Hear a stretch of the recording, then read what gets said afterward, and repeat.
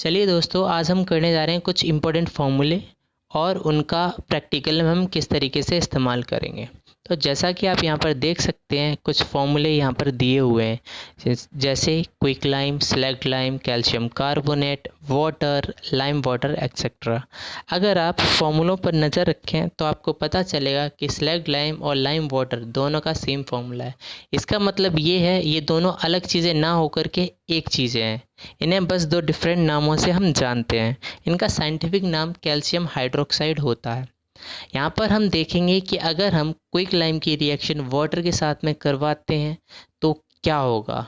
इसके अलावा हम ये भी जानेंगे कि स्लैग्ड लाइम की अगर रिएक्शन हम कार्बन डाइऑक्साइड के साथ में करवाएंगे तो हमें क्या मिलता है।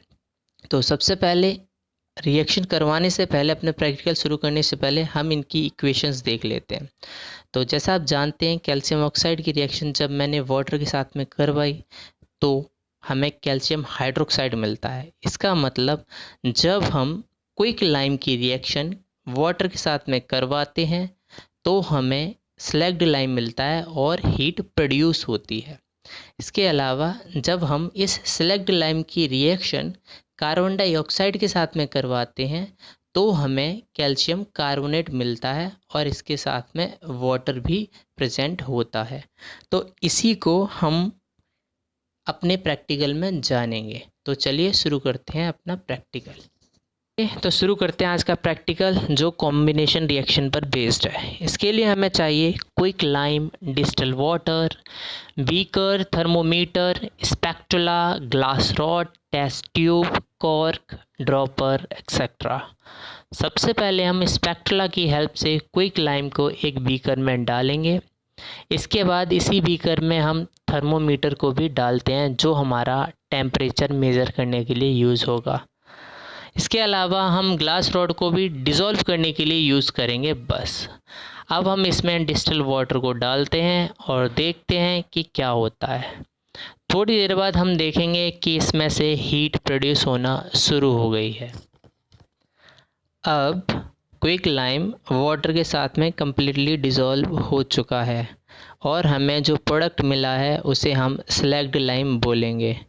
हम थर्मोमीटर में देखेंगे कि उसका टेम्परेचर भी बहुत राइज़ हो चुका है। कुछ देर तक ऐसे ही रखने पर ये स्लैग्ड लाइम नीचे बैठ जाता है और ऊपर वाला वाटर जो हमें मिलता है उसे हम लाइम वाटर बोलते हैं।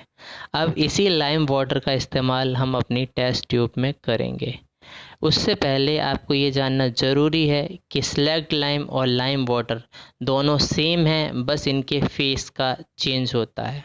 अब हम ड्रॉपर की हेल्प से लाइम वाटर के कुछ ड्रॉप को किसी टेस्ट ट्यूब में डालते हैं और उसके ऊपर हम कॉर्क लगाते हैं।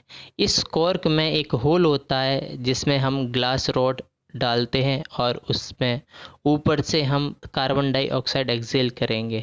आपको पता होगा कि जब हम सांस लेते हैं तो उसमें ऑक्सीजन होती है और जब हम सांस छोड़ते हैं तो उसमें कार्बन डाइऑक्साइड होती है।